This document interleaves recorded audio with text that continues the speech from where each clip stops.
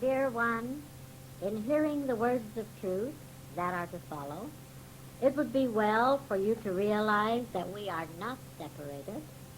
You might ask yourself, where does the consciousness that I am leave off or end, and where does the consciousness of the one who speaks these words begin? Where is the line of demarcation that separates the I that I am from the one who speaks these words? Of course, the answer to these questions would have to be that there is no line of division between us. By this same token, you can realize that your own consciousness, when you are contemplating the truths you are hearing, is boundless, immeasurable, and without limits, without lines of demarcation. There is no circle around your consciousness, and this is particularly true when you are contemplating truth. Not that it is not always true, but you can be actively aware that it is true in your contemplation. Now, in this way, you can realize the tremendous power of your consciousness in contemplation.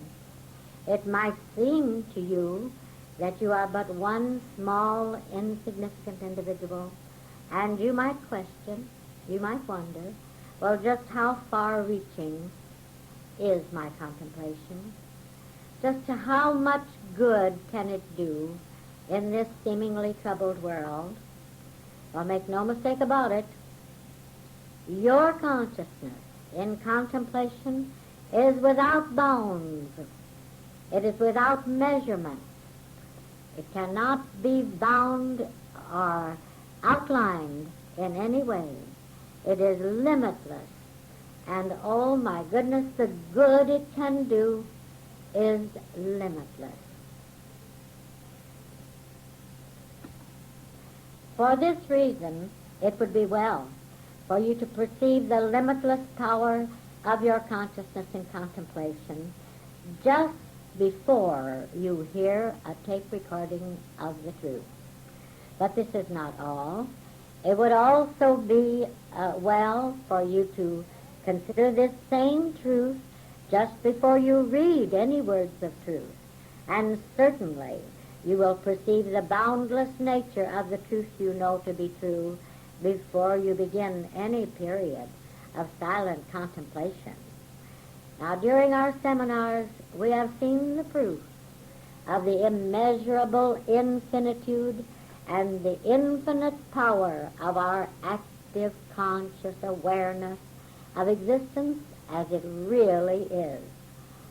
Always during and after our seminars, messages and letters come in. They just come pouring in from those who are, as we say it, tuning in. And their revelations are many of the very same truths that are being revealed in and as our consciousness during the seminar. So never limit the infinitude or the power of your own contemplation. Never limit the infinitude or the power of your own consciousness or of the revelations of your own consciousness when in contemplation. Never limit the infinitude or the power of these glorious revelations as they surge and flow in and as the power of your consciousness. What is the power of your consciousness? Well, what is consciousness? Is not God consciousness? Is not God the only consciousness? And is not God the only one who is conscious? Well, what is God? Is not God the only power? Then when you are consciously in silent contemplation, this means that the whole power of the infinite, wondrous, one named God is active in and as your consciousness. Now, this is quite a lot of power, isn't it? Oh, it would seem that the world today has great need of you. Oh, my, yes. It would seem that the world today has great need of the truth you know, of the truth you know that you are, of the truth that you know everyone is, no matter how unaware he may seem to be of this fact. Oh, yes, it seems that the world has great need of the consciousness you are in active contemplation of the truth you know to be true. This is the reason why the realization of the boundlessness and the power of your contemplation should be an active aspect of all your contemplation. Now, there is another important aspect of this fact, too. For instance, the very moment you have realized the boundless infinity of the power of your consciousness in contemplation, now in that very moment, you have obliterated the little assumptive personal I. Your consciousness is not centered. It is not focused. It is not concerned with your own little affairs or your own little body. For this reason, the little I is revealed as the nothingness it is. You see, when there is no illusory little I around at all, when you have no awareness or even seeming awareness of a little I, it is in this moment that the truth you know is apparent right here and now as your own experience and as your body. Not only apparent, but it is evident too. It is its own evidence of itself. Thus you perceive the evidence of the perfection you are knowing as infinite consciousness, and it certainly is evident as your own perfect body, as your own perfect affairs, and as your own perfect experience. So, dear one, as you contemplate these words of truth that you will be hearing, you can know that wherever there is anyone with an open consciousness, this one will be helped and blessed by the very truths that you are hearing and contemplating. Why, even if there is anyone in the world just crying out, "Oh God, help me," in this moment, the consciousness of this one is open, and the truths that you are contemplating are not separated in any way from the consciousness of this one. You see, this is true because it is not a little personal you who is contemplating these truths. Rather, it is the very mind that is God, fully, completely aware of being what God is. This is the consciousness you are in contemplation. So when anyone cries out, "Oh God, help me," the very God that is your consciousness as well as his consciousness is present and omnipotently present right where he is, revealing the very revelation that you are experiencing in your contemplation. You can know that wherever anyone seems to be in pain or in trouble of any kind, that your revelation of perfection is also present where he is and is even operating, functioning in and as his consciousness, even as it operates and functions in and as your consciousness. Your untroubled consciousness is his untroubled consciousness. Your perfect, painless body is constituted of the very same consciousness that comprises his perfect, painless body. And note this, that wherever anyone is supposed to be mentally ill, your revelation of the perfect mind, the immutable mind, the mind that can never be or become ill, these revelations are present right within the intelligence, the consciousness of the one who appears to be mentally ill. All of this you can realize, dear one, because you know that there is no line of demarcation encircling your consciousness and holding in the revelations that are going on in and as your consciousness. Oh yes, you can realize that wherever there seems to be trouble in this world, right there and right now, your revelations are going on. Therefore, that which seems to be troubled simply has to be dissipated in the revelation of complete love, complete harmony that is going on in and as your consciousness. Indeed, you are the light of the world. The enlightened consciousness that is your consciousness. Hearing the words of truth, contemplating these words, this is the light of the world.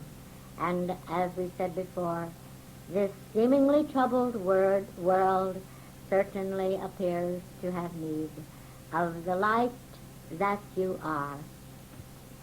Oh yes, wherever there seems to be hatred, there is the conscious love that you are.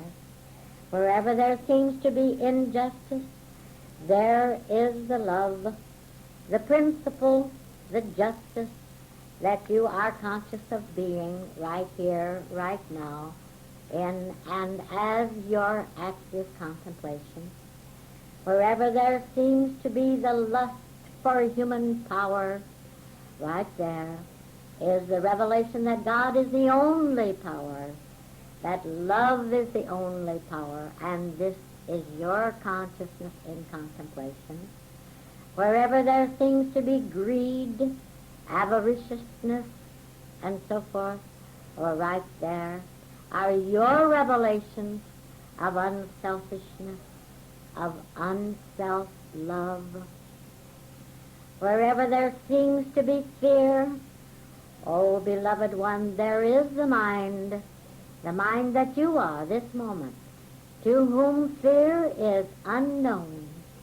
Wherever there seems to be slavery, right there are your revelations going on, the revelations of absolute, beginningless, changeless, endless freedom. The consciousness that you are knows nothing of bondage. The consciousness that you are in contemplation is also the world consciousness. And in this recognition, there is the evidence of freedom, strength, power, love, joy, and above all, peace. Yes, the world seems to be in great need of the truths that you are realizing. And we, those of us who know what God is, and who know that God is all, and who know that all is God, we are the ones who can be of the greatest help, because we are the ones who know that our consciousness is boundless. We know that there is no boundary line that can confine the truths we perceive within just one little area, the little area where we are. We know that these truths are true everywhere. We know that the consciousness we are, knowing these truths, is conscious everywhere. We know that there is only one consciousness to be conscious. We know the infinite power of the truths we are perceiving. We have no doubt about this. We do not try to limit God. We do not attempt to limit the consciousness we are, knowing what we know, because we realize that if we were to do this, that we would be attempting to limit the God consciousness itself. Now, of course, you know, we're not going to try to heal the world any more than we try to heal our own bodies. Rather, we know that the world as it really is has never been in need of healing, is not in need of healing now, and can never be in need of healing. We know that God is all. We know that if there is a world here, this world is comprised of God, and God is not in need of healing. So we are not going to try to heal the world, oh no. Rather, the light that we are, the light we know ourselves to be, is right this moment dissolving and dispelling and dispersing the illusory darkness, the illusory ignorance that seems rampant in and as this world today. And remember, we said illusory because it has to be an illusion. It has to be an illusion because God is all that is present in, through, and as this world. Oh yes, all of this we know. And it is well to realize that every time we contemplate, we are knowing how far-reaching our contemplation is. But this is not all. Another point that it is well to realize is the fact that the truth you know in contemplation does not stop being true just because you have at the moment ceased to actively contemplate this truth. This is something that's quite important to realize, you know. I remember in my own experience that I used to feel that I had to work on a problem constantly. I used to feel that if I didn't work almost day and night on a problem, that there wasn't anything being done when I was not working. Now, how egotistical can you get? No, the truth was true before ever I started to contemplate. The truth remains true regardless of whether I am in contemplation or not. Nonetheless, when I am actively in contemplation, I am also actively aware of the fact of the universal power of the consciousness that I am contemplating, the truth that I know to be true. Now, let us have an example of these facts that we've been speaking and of their operation right here and right now as you are hearing this recording. For instance, if I were to imagine that I was going to teach some truth to you, I would have to be deluded into believing that whatever truth you were going to receive was, this instant, confined right here where I am seated. I would have to assume that my consciousness was a container in which this truth was bottled or packaged.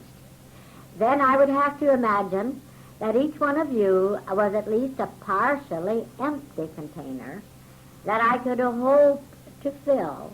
Now, how silly can you be? Isn't that ridiculous? But fortunately, we know better. We know that truth is uncontained, and we know that truth is unconfined.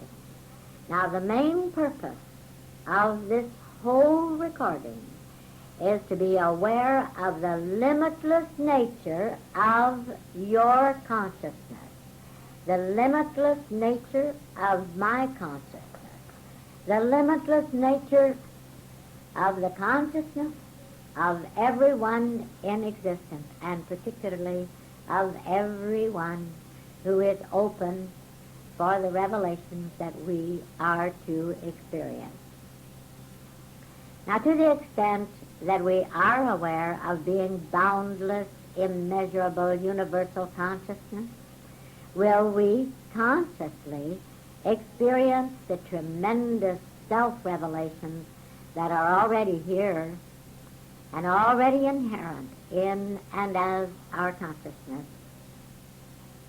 But there is another aspect of our existence that it would be well to contemplate as we hear these truths, and not only as we hear these truths, but to contemplate every day and every night from here on. Now, this aspect is the activity of our consciousness. Now, this is an intensely active truth. Oh, it is dynamic, and its activity is infinitely powerful. This is no floating around on a cloud truth. This is no namby-pamby truth. This is no weak, insufficient, lolling around truth. In fact, there could be no such truth. There can be no static truth. God is truth, all that is true, all that is genuine, all that is real, God is. Well, God is truth then, and God is life. Life is activity, and activity, active life, is omni-action, or all the activity there is. No matter how much truth we read, no matter how much truth we hear or contemplate, it is not going to be fully evidenced as our experience unless we are consciously aware that it is an omni-active truth. Our consciousness, actively aware of or contemplating any truth, is vitally alive and alert. The activity of our consciousness in contemplation is necessary if we are to be fully aware of the evidence, if we are to be fully aware of the presence and the power of the truth we are contemplating. For this reason, we can't drift along as though we were on a glider. This would not be contemplation of truth. We can't go to sleep. We can't let inertia seem to envelop us. We can't just sit back and close our eyes and say, oh, isn't this wonderful? Oh, no. This is an active truth. Now, this doesn't mean that we are using a so-called human mind and thinking or anything like this, but it does mean that our consciousness is an active consciousness in the contemplation of this truth. Oh, the truth we know is power, but the activity of our consciousness, knowing this truth, is indeed omnipotent. Omnipotent, omni-action. Just think of this. The whole universal power is in action as your conscious knowing. It is this activity, this omnipotent activity, that is so all-pervading in the world. Our consciousness, contemplating actively any truth, is a power that cannot be measured. Neither is there a way to measure the tremendous enlightenment our contemplation actively engenders. It is somewhat like tossing a rock into a pool of water. The ripples circle out in ever-widening circles, and we have no way to know how far they go or how much activity they engender. And that isn't all. We have no way to know how deep this activity of the water extends into the pool. Now, of course, this is a faulty simile. But then all similes expressed in so-called human words are faulty. But this one will at least give us a hint of the power of our omni-active consciousness. You know that great physicist, Einstein said, light is a universal constant. Well, we know this to be true, but we also know that without light, there would be no activity. Without light, then, there would be no life. Thus, without light, there would be no power.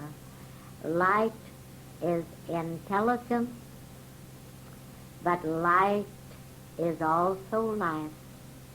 Therefore, that which seems to be darkness, ignorance, lust, greed for power, etc., this is not light. This is darkness. This is not intelligence. This, if it could be anything at all, would have to be the opposite to intelligence. Then it would have to be the opposite to light itself. When we say light is power, what we are really saying is mind, infinite intelligence is power. This is another factor of the power of the truth we know, because you see, only the mind that is God, knowing what God is, can know these truths we are knowing. Therefore, we, knowing these truths, we are the light, we are the intelligence that lights the world itself. Of ourselves? No. Of ourselves we're nothing. But because God is the only self, the whole self, the all self, the whole power that is God is in our knowing. In fact, it is God that knows, and not we of ourselves. But let's go back to Einstein's statement. Quote, light is a universal constant, end of quote. Now it is an interesting thing to note that the physicists have been able to analyze so many different properties, or we'll say elements of so-called matter, but you know, they have never been able to analyze the light. And make no mistake about it, they do see light in their experiences, in their investigations, but they don't know what it is. They don't even claim to know what it is. They say frankly that without light there could be no activity. This they prove to their own satisfaction. But they do not actually know what constitutes light. Neither do they know what makes the light an active force or an active power. Now it interests us to know that the one universal constant which the physicists cannot define, well, of course, they can't define it, they can't understand it. But we perceive and we understand all of this through revelation. We understand it to be omni-active life, omni-active mind, omni-active consciousness, omni-active love. You know, there's always been this question as to whether there is a life on the planet in what they call outer space.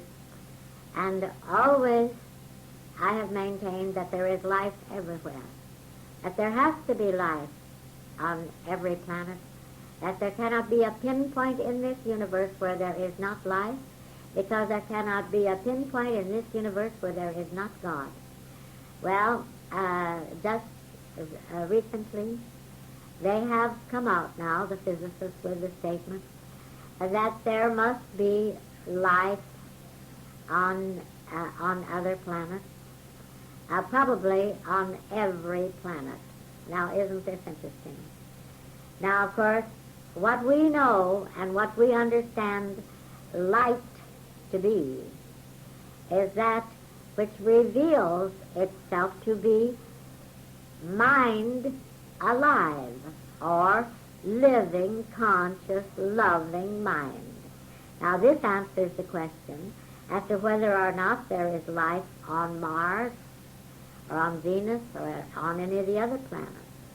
there is the universal constant light everywhere. And wherever there is light, there is life. For light is life, and life is light. You know, John recognized this fact, and he didn't have to be a physicist to know it either. He said, in the beginning was the Word, and the Word was with God, and the Word was God. Now, as you know, this is the first verse of John, the first chapter. Then in the fourth verse of this same first chapter of John, he says, Jesus said, in him was life, and the life was the light of men. End of quote. Then in the ninth verse of the very same chapter, he continued, that was the true light which lighteth every man that cometh into the world. End of quote. Now, of course it lights each and every one of us, because it is our very life. Why, we wouldn't be alive. We couldn't be alive if it were not this true light that is lighting us through and through. Oh yes, more than through and through. It is lighting us as our very substance. But life, consciousness, intelligence, love are inseparably one. So this universal essence, that is the universal constant Einstein speaks about, this is the entirety of our existence. Now let us consider this fact. Not only is the light everywhere, and equally everywhere, the light is active everywhere. And the light is equally active everywhere. You see, it has to be this way because there is no inactive light. Now the realization that this universal, omni-active, inseparable light is your consciousness gives you the cue as to how it is and why it is that your enlightened contemplation lights the whole world. Oh yes, ye are the light of the world. A city that is set on an hill cannot be hid. This, said Jesus, and he knew exactly what he was talking about. He knew that enlightened consciousness lighted equally the whole world, and oh my, he knew the omni-action of this enlightened consciousness, and he knew the power of this enlightened consciousness, and he knows the power and the presence of this enlightened consciousness this very moment, right here, right now, everywhere, equally present everywhere, equally active everywhere, infinitely, eternally. Now we spoke of being the city that is set on a hill. What is the spiritual significance of a city that is set on a hill and that cannot be hid? With a city, those of us, are we not a city? Those of us who are maintaining and sustaining our consciousness as enlightened consciousness, we are set. We are established in and as this consciousness. Knowing this to be true, the light we are cannot be hidden. It cannot help but reveal the light that is the life of every identity in existence. No matter how darkened or how ignorant the human illusion of identity may seem to be, we are set on an hill. And the light that we are is the light that dispels and obliterates all of the seeming darkness. Oh, I know I'm dwelling with this quite a lot, but this is tremendously important for each and every one of us. This fact that we are the omni-active light of the world. Oh, there are no words with which to explain how tremendous is the help that this can be, not only in, to, and for the world, but in your affairs, as your affairs, why, even as the affairs of your bodily function. So don't consider that we're just speaking this from the standpoint of the world and leaving out your own experience, your own affairs, your own body. Oh, no.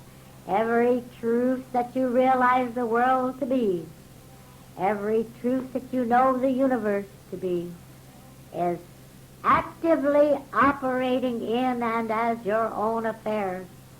And your active contemplation of this fact means that this truth is actively functioning and evidencing itself in and as your affairs and your body.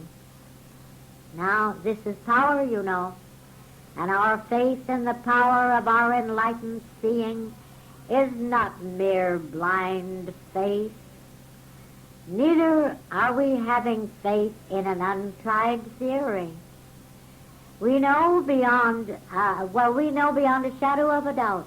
We know by our own experiences that the revelations we experience are experienced by students thousands of miles away. If our revelations had been confined to our immediate vicinity, this could not have been the case, but it is the case.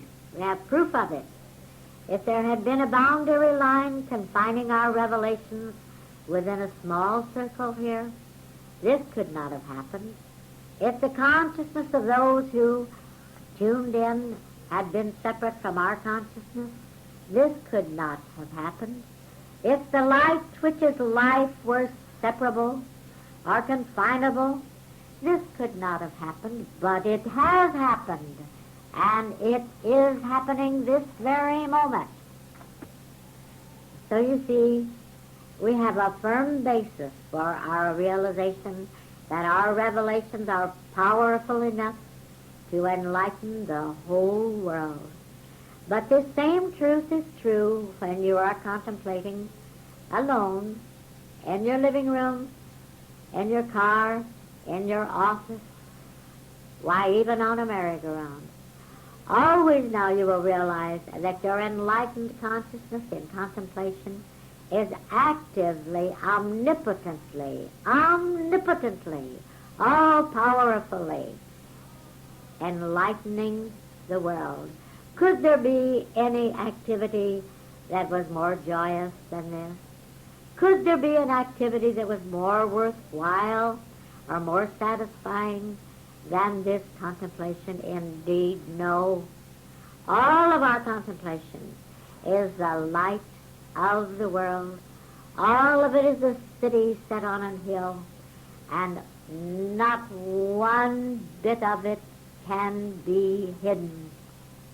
Now, of course, if we were selfish, and we are not, I mean, really, we are not. But if we were selfish, it might at first glance appear that our activity in behalf of the world was not helping us specifically, or was not dispelling our seeming problems. But now let's examine this aspect of our seeing for a moment. Actually, our impersonal contemplation of the world is a tremendous power in our own individual experience. Perhaps it is more helpful than when we seem to be contemplating some truth pertaining to our own specific affairs.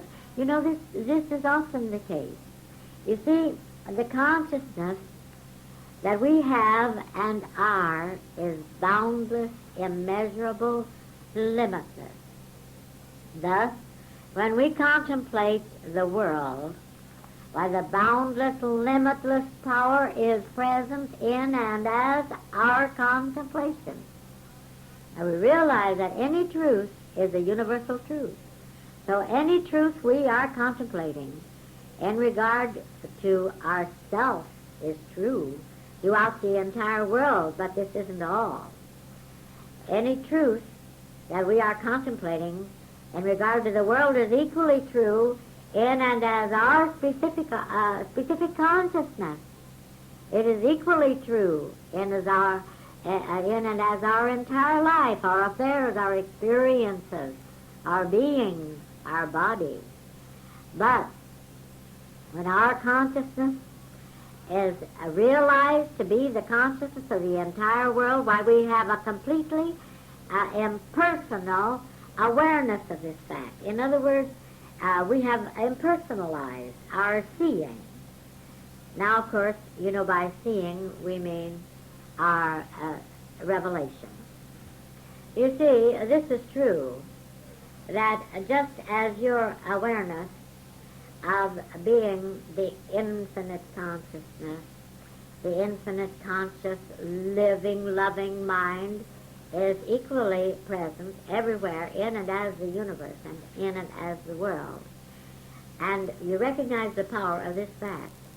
But even as you are recognizing this truth, this very same presence, capital P, you know, is present in and as your affairs, your experiences, and your body. So, you see, you do not shut yourself off from the truth you are contemplating. My word, you can't get anything closer to you than yourself, can you? There can't be any consciousness closer to you than your own consciousness. So, of course, you have impersonalized this in your universal contemplation. And this is true, and this is good. But when you impersonalize it, you have realized the whole universal power in your contemplation. But this makes it exceedingly powerful then in your own daily affairs, in your own life, in your own experience, as your own body even. Because you see, it is the full power of your universal consciousness contemplating, and it is this same consciousness that is your body, that is operating in and as your daily affairs. So you see, you have the universal power as the specific power, the universal presence as the specific presence. So it is true that we are not selfish, but nonetheless we cannot help but recognize the fact that the universal consciousness we are contemplating existence as it is also present right where we are as what we are. Oh, this is the power of it, you see. The power of it is in the realization that your consciousness in contemplation is universal, omnipotent, intelligent, living consciousness. The power could not be, and anything that you tried or seemed to try to separate from this universal consciousness and claim to be a little personal, encircled, human, living consciousness. You see, there's no such thing. But when we bring this whole universal consciousness and its power to full realization, why, my goodness, it has to be active in and as our whole experience. Oh yes, it is true that there is infinite power in our contemplation. Now, even when we are focusing our attention upon our specific affairs, this infinite power is right here. But somehow or other, often there seems to be a little false personal sense that wants to hang around when we're contemplating our own affairs. We're trying to see through some fallacy that concerns us, our family, our business, our affairs, our health, etc. It just seems that we have to be very careful, or a little personal sense will creep in here. And this, of course, means a dualism. This means a sense of separation creeping in. And then it seems that we lose the power of it. Well, of course, the power is never lost. But as far as we're concerned, it seems to be lost if we try to personalize it. But you see, this can't take place at all or even seem to take place when we're contemplating from the standpoint of the world. Because from contemplating from the standpoint of the world, it's impossible for any little personal false sense of self to creep in at all. This is the end of Side 1. Please turn the cassette over for Side 2. And why your contemplation of the universal truth from the standpoint of the world does act with tremendous power in and as your specific experience. Now let's consider another reason why the foregoing is true. When you are aware of being the world consciousness, you are aware of being conscious everywhere in the world. Now I mean this. Whenever you are aware of being the world consciousness, unencircled, immeasurable, in that moment, you are aware of being conscious everywhere in the world. Now, I don't need to tell you the tremendous power of seeing or being actively conscious everywhere in the world. You can perceive the tremendous power of this kind of seeing. Furthermore, you're not limiting the power of your seeing. You can't limit the power of your seeing. When you recognize that you are conscious everywhere, and certain it is that you are conscious everywhere in the world. Why are you conscious everywhere in the world? Why? Because your consciousness is indivisible. And your consciousness, which is the God consciousness, being conscious is you. Your consciousness is equally present everywhere in the world. Why, with this realization, it's impossible to even seem to be limited when you are aware of contemplating as that consciousness that is everywhere and is equally everywhere. This is also why there is so much power in your contemplation from the universal standpoint. You recognize that the infinite power of the universal consciousness is present in and as your consciousness. But you also realize that your consciousness, contemplating from everywhere in the universe, is everywhere in the universe and is active everywhere in the universe. Why, it has to be this way, because the only consciousness is the indivisible, universal consciousness.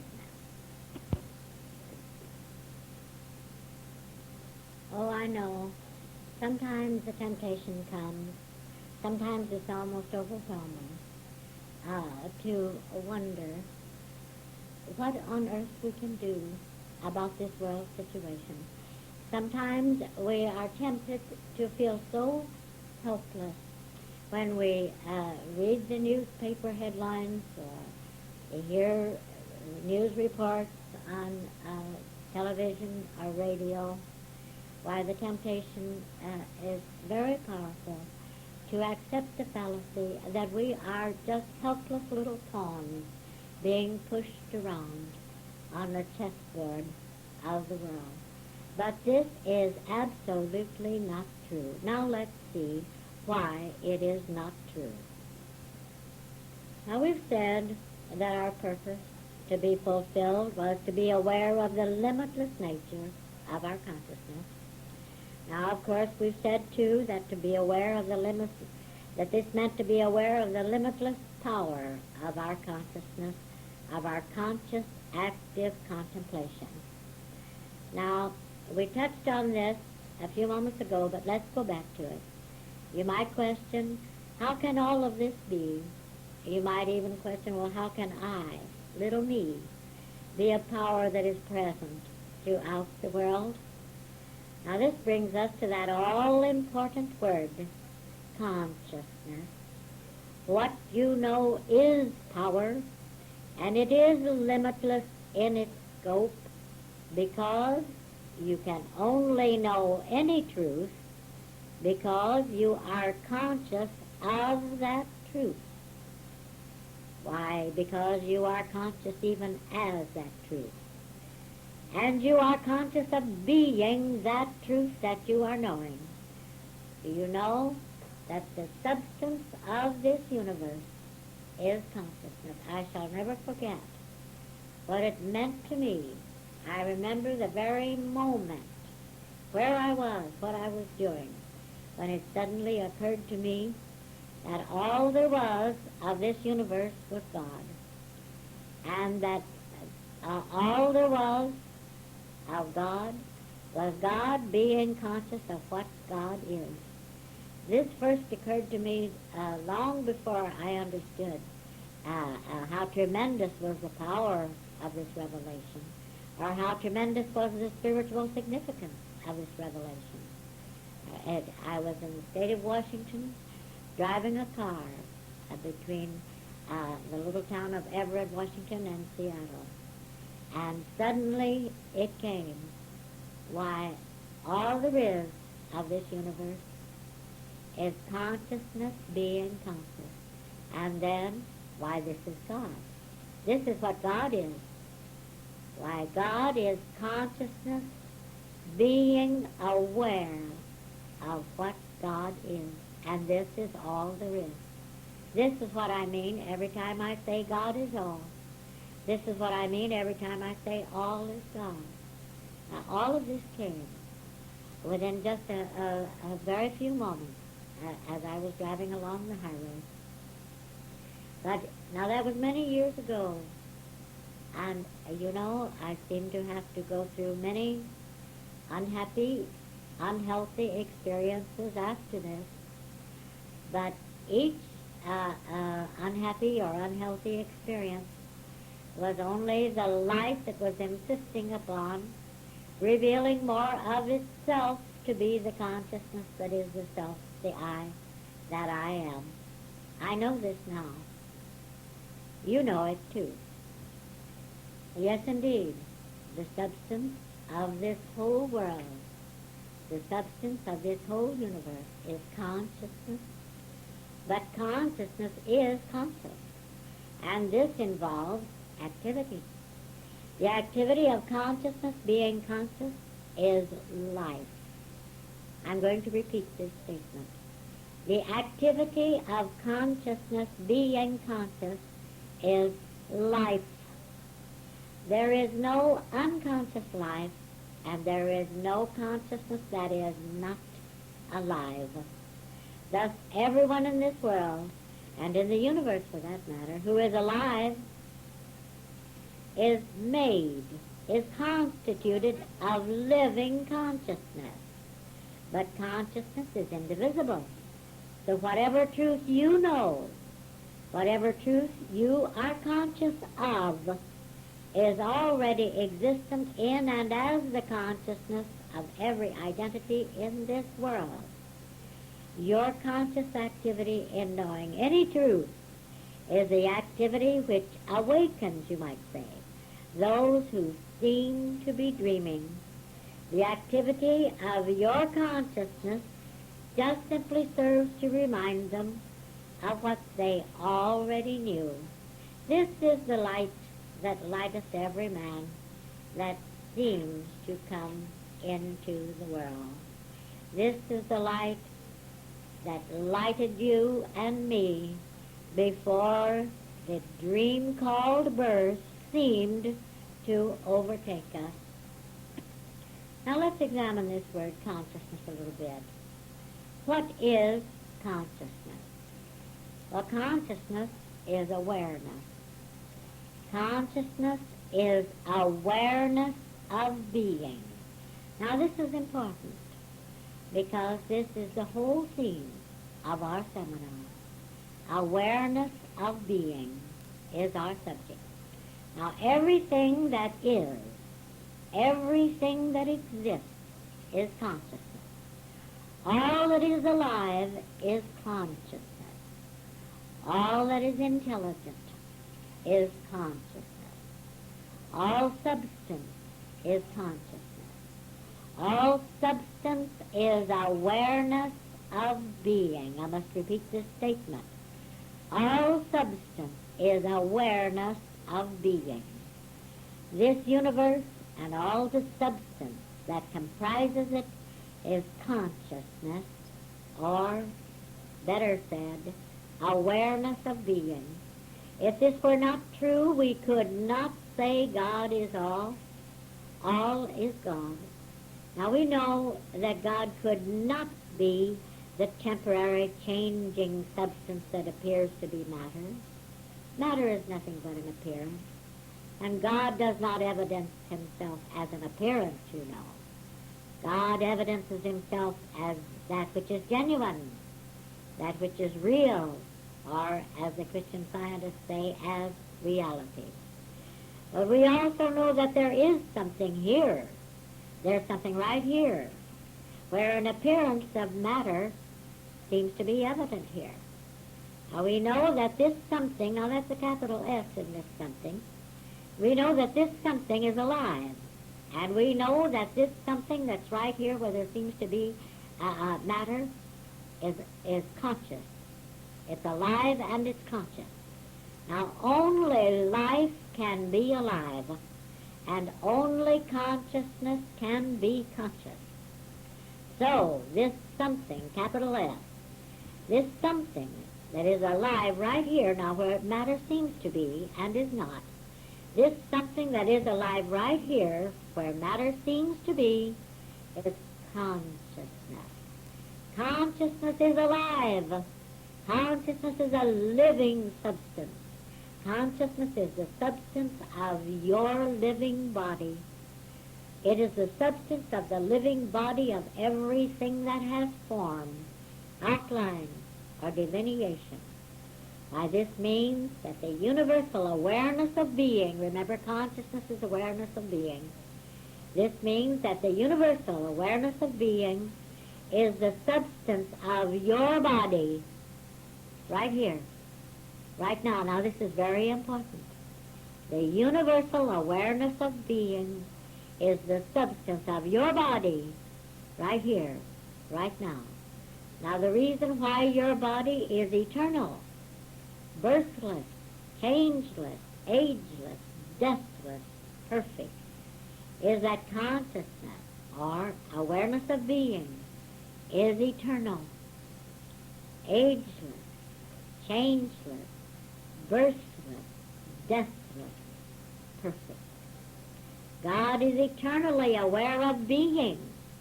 There isn't a split second in eternity when God is not aware of being, when God, can the God consciousness be unconscious? No. God is eternally aware of being, and God could not be aware of being a temporary body. How could eternal consciousness be aware of being the substance of a temporary body? Eternal awareness of being could not be aware of being a temporary substance.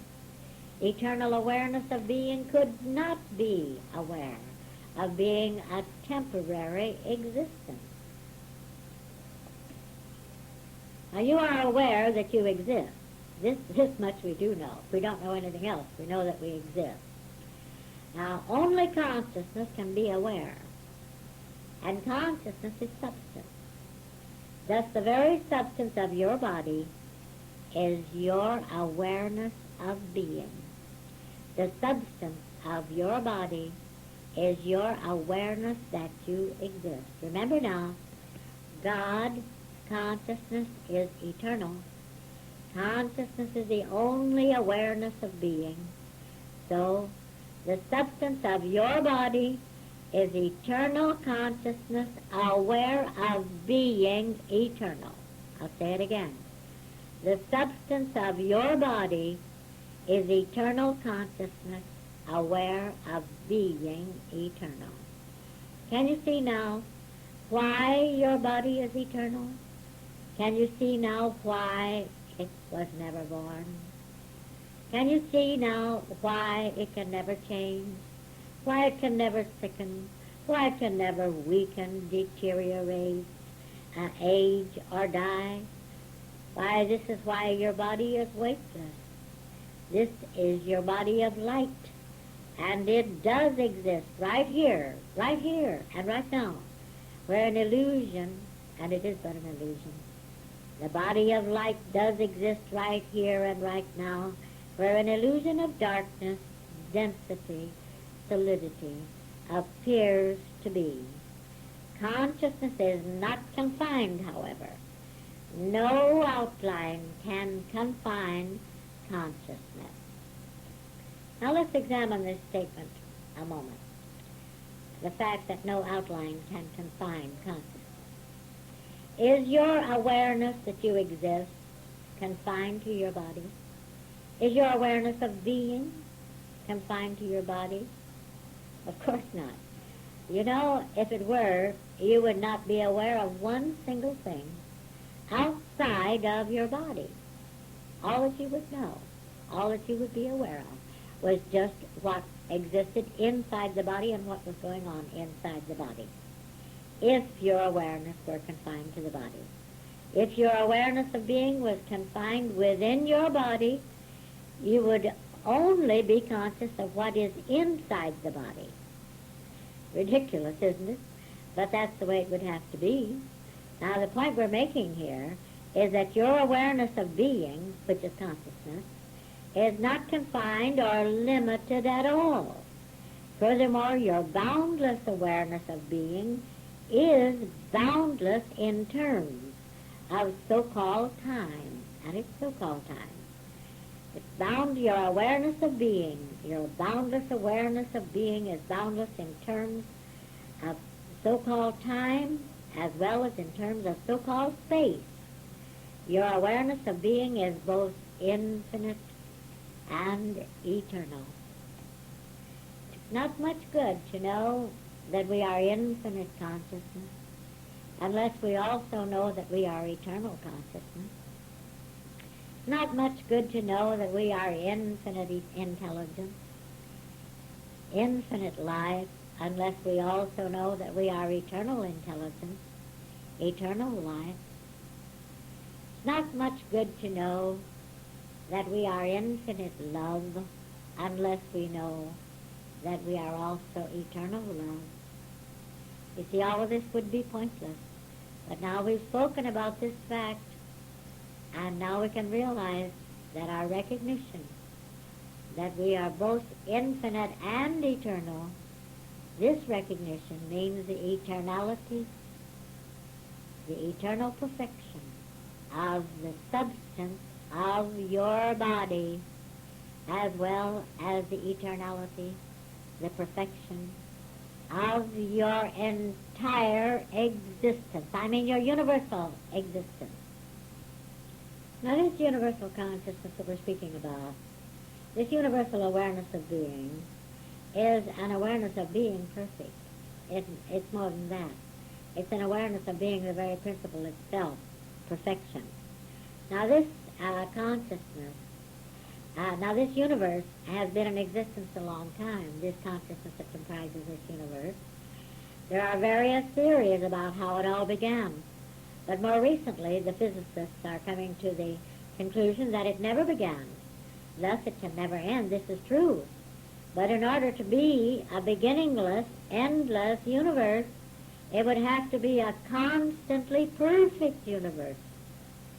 You see, if there could be change or deterioration, or if it could become imperfect, it would inevitably disintegrate. It would cease to be. It would cease to exist. You know that before the end of any so-called substance can take place, there has to be some imperfection appear in one way or another. But of course, this universe, being an eternal universe, its substance has to be not only perfect, but perfection itself. Well, remember now, this universe consists of consciousness, or awareness of being. Well, this universe, aware of being, is consciousness aware of being perfection without interruption of any kind. There can be no awareness of imperfection because there is no consciousness that is aware of being imperfect. There can be no awareness of being imperfect because consciousness is not aware of being imperfection. You see, consciousness is only aware of being itself. It cannot be aware of being anything other than what it is. There's nothing other than what it is for it to be aware of. Do you see how it is? Do you see why it is that it is impossible for you to be aware of being imperfect? Why? It is impossible for the body to be aware of being imperfect. Do you see why this is? Do you see why it is impossible for you to be aware of an imperfection at all, of any kind? Do you see why it is impossible for you to be aware of an imperfect business, an imperfect home? Do you see why it is impossible for you to be aware of an imperfect profession, an imperfect activity of any nature? Now, consciousness, as we said, constitutes all the substance there is. So your body consists of consciousness or awareness of being. There is no awareness of being imperfect. There is no consciousness of being imperfection. So there is no awareness of being imperfect. So the substance that is your body is not an awareness of being imperfect.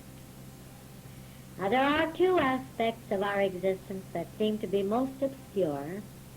It does appear most difficult to perceive that we are universal, boundless, conscious, living, loving intelligence, even though we are specific identities. Now it also seems to be most difficult to realize that the body consists of spirit, light, consciousness, life, mind.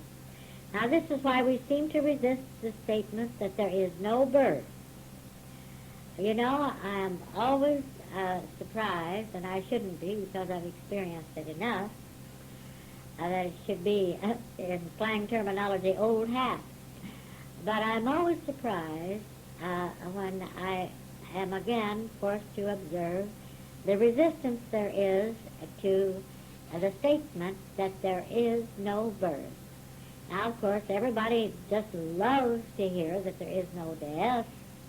Everybody likes to feel, well, if there is no death, then I don't have to die, and I can just go on like this forever and all that. And they accept that with wide open arms, or wide open consciousness, I should say. But it is amazing how they will resist the statement that there is no birth. Now we're going to have to recognize that. We're going to have to accept this statement if we are ever going to see the proof of the fact that there is no death. Somehow or other we're going to have to see through this thing called human birth, man creating man, bodies creating bodies. Now this illusion about the body of light seems so persistent. Oh, and it seems so real, and it seems to be blocked off here, and it seems to appear as a baby's body, and then it seems to appear as the body of a child, and then the body of an adolescent, and then the body of a mature man or woman, and then it seems to appear to begin to age and to deteriorate, and then it really is in trouble. But isn't it wonderful to know that there is no such body? Isn't it glorious to know that there is no such thing as a born body, and that there can be no such thing as a developed body, an underdeveloped body, a mature body, an aging body, a deteriorating body, or a dying body, or a dead body?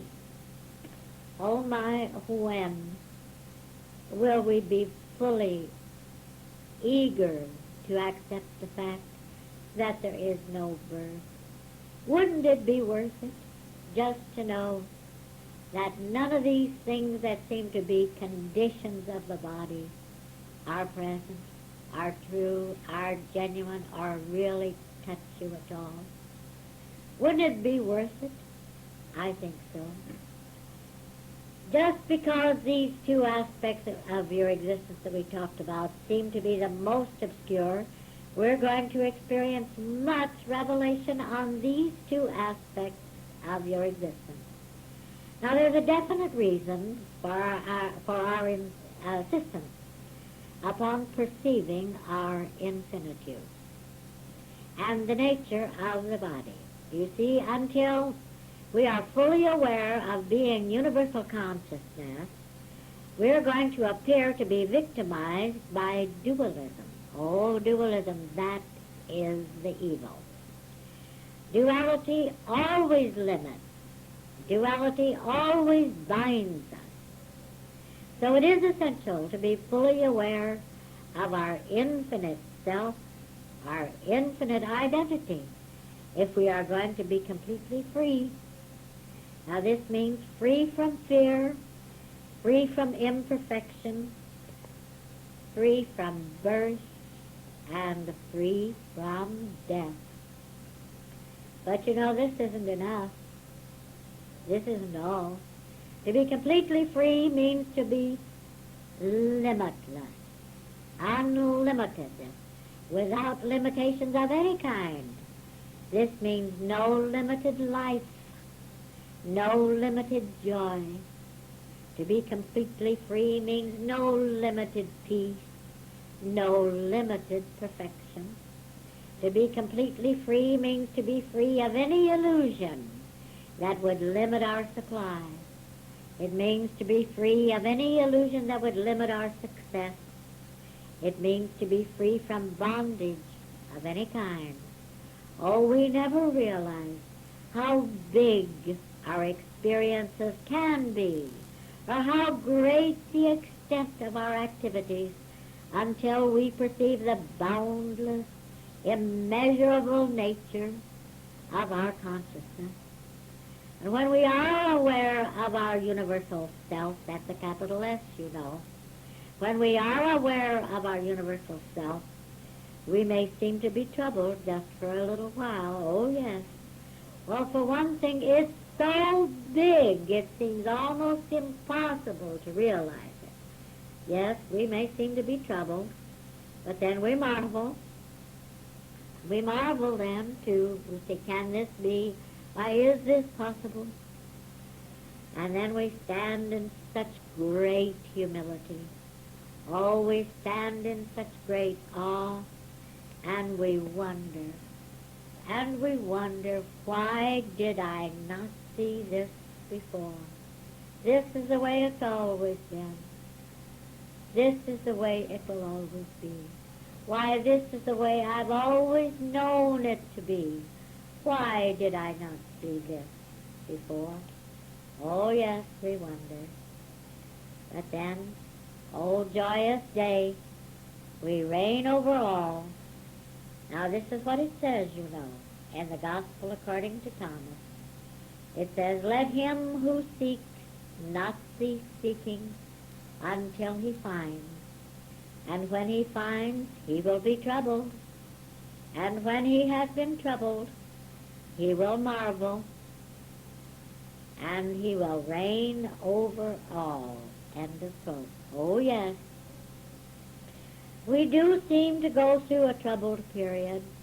I would not deny this. I would not deceive you on this. We question, is this possible? We ask, does this mean that I am not an identity? Oh, yes, that's one of the things that occurs to us. In fact, it's one of the first things that occurs when we realize the immensity, the boundless immensity of our consciousness. About the first thing we want to know is, well, my goodness, have I lost my identity? Am I not an identity? Am I just this universal bigness itself without being an identity at all? Oh, yes, that troubles us. That troubles many. It troubles some of us for quite a while. Yes, we ask, am I not an identity? Does it mean the loss of my identity? We may even seem to fear the end of the identity, imagining that it could end through death. Oh, yes. and the first great illumination that I experienced, I wondered if this was death. Even what seems to be fear can creep in. But don't be afraid. Don't be afraid. If you seem to be afraid, why, it will seem to stop the illumination at the moment. But it'll come back. But there is absolutely nothing to fear. Fear not. Be not afraid. Because the fact that you are universal, boundless, infinite, eternal, limitless, conscious, living, loving mind, this does not mean that you are not a specific identity. You are distinctly you. There is no one else distinctly you but you. Now, what is your identity anyway? This is a question that I asked for years. Why, actually, your identity is the fact that you know that you exist as yourself. This is your identity. Now, the identity that I am is the fact that I know that I exist as myself. Now, I don't mean a separate self, and in speaking of yourself, I don't mean a separate self, but nonetheless, I mean a distinct self. Capital S. But this is your identity. Now, you know, in the Gospel according to Thomas, it says, don't cease seeking until you find. Well, fortunately, we have found, we have perceived our boundless, limitless, immutable, perfect identity. And that isn't all. We know that this is no hallucination. We know it is true. So we stand and we stand and we stand, and oh, how we stand. You know, sometimes it seems so lonely. Sometimes it seems as though we're standing all alone. There's no one else in the whole universe. It seems as though we're standing all alone on a very high, wind-swept mountain peak. It may seem that we're being buffeted by strong, gushing, surging winds. And sometimes we wonder even if we're going to keep our footing. We wonder if we're not going to be dashed into the abyss below, into darkness. All of these seeming fears can come. It'll seem as though we're going to be swept off into a void of nothingness. But never mind. Never mind. It passes. It'll all pass, every bit of it. I know. Oh, how I know. I know through my own experience. It passes. And the glory, then the glory. Oh, then the glory of the God identity is completely revealed. And this is pure ecstasy. Pure ecstasy.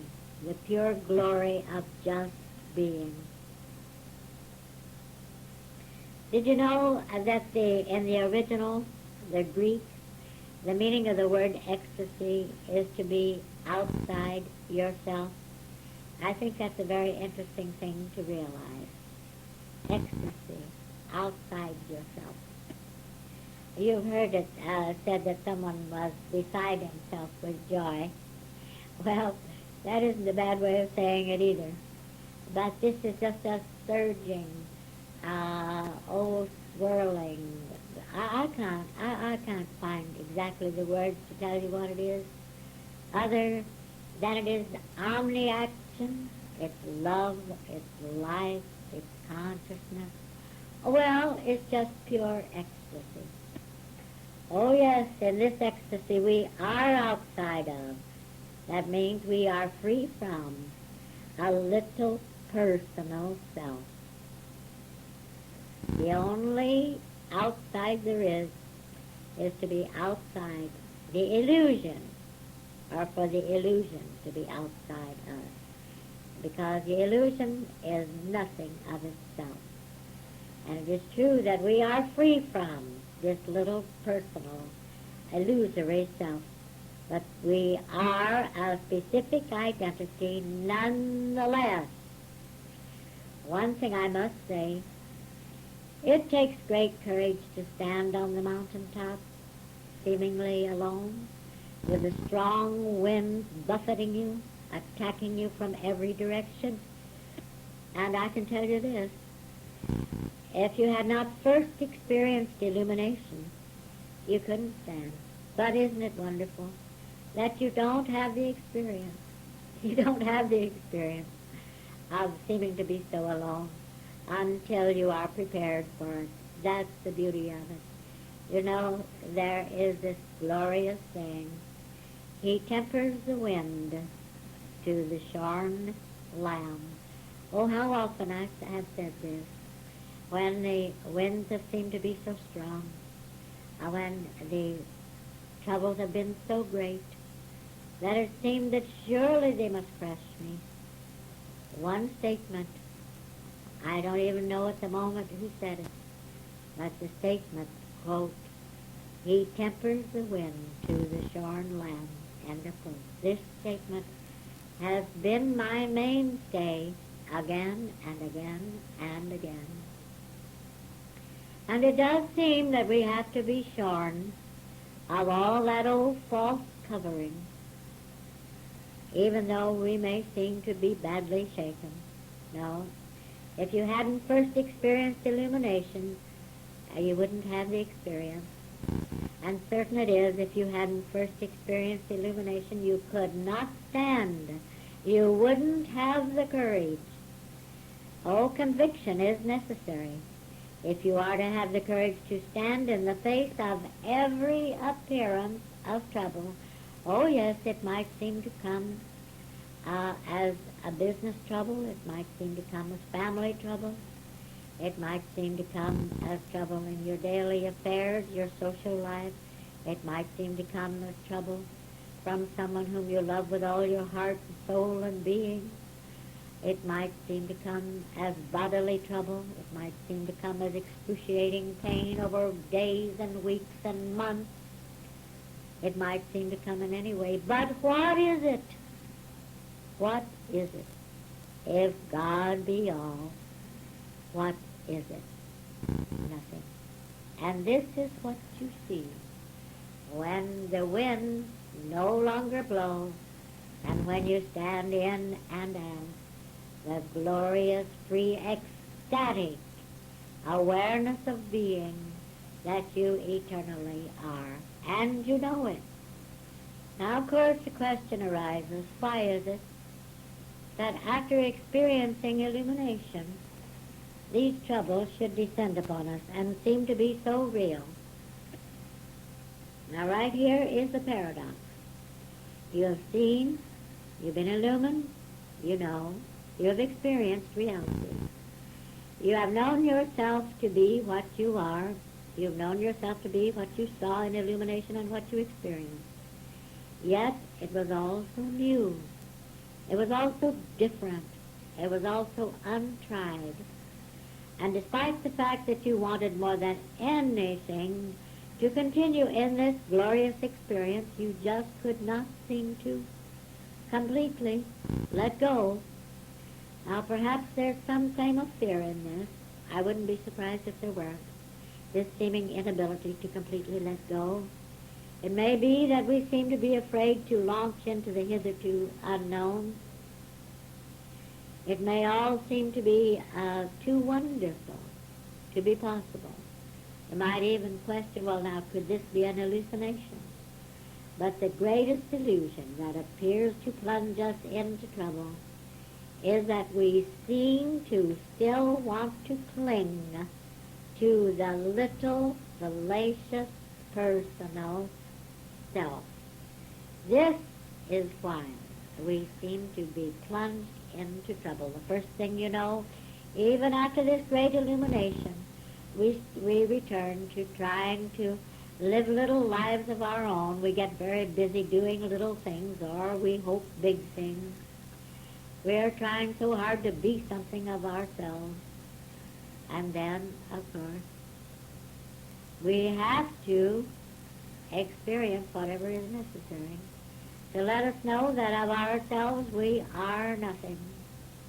Only the infinite self is. Only the infinite identity is the specific identity.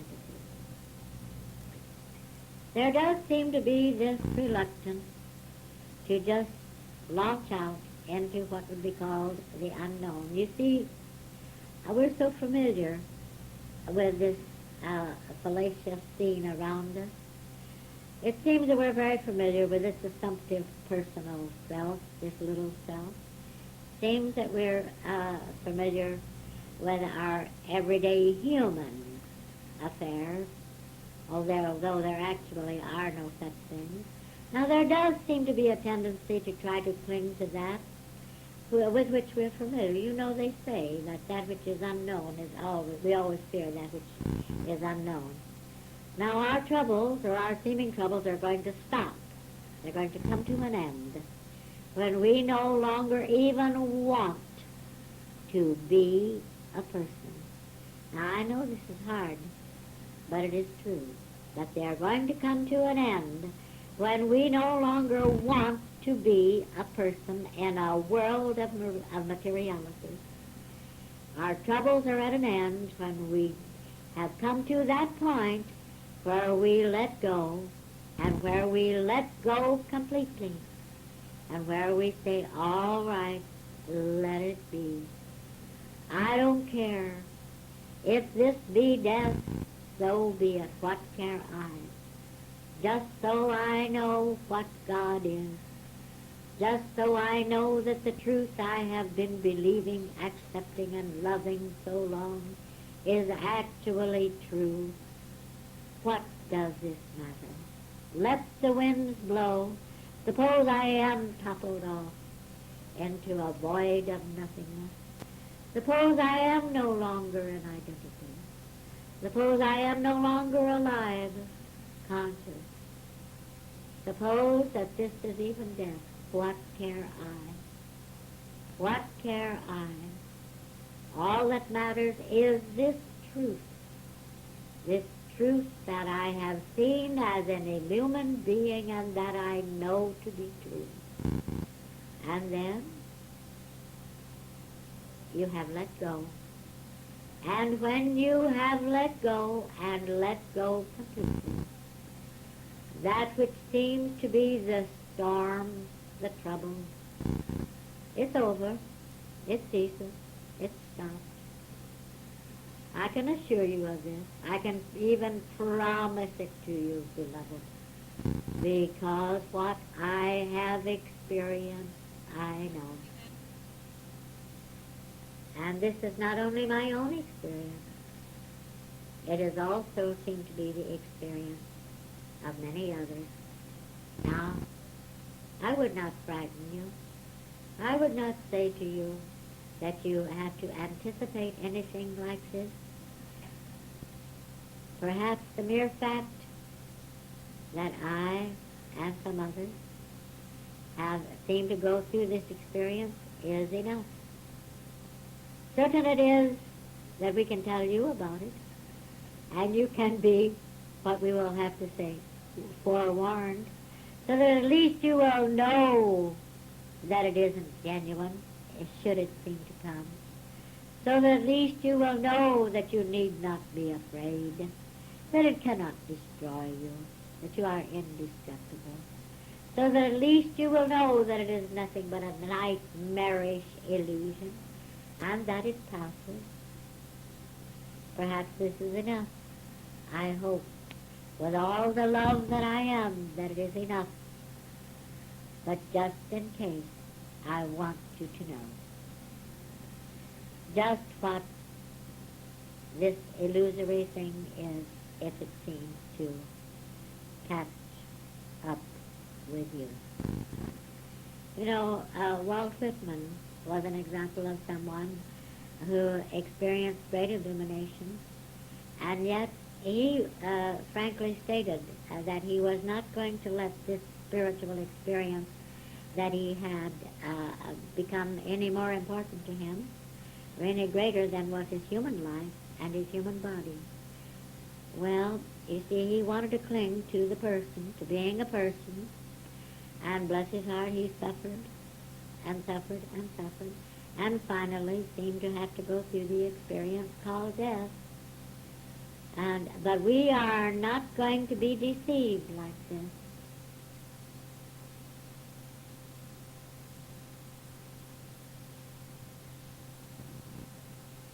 I hope you enjoy this spiritual audio. Like, share and subscribe for more.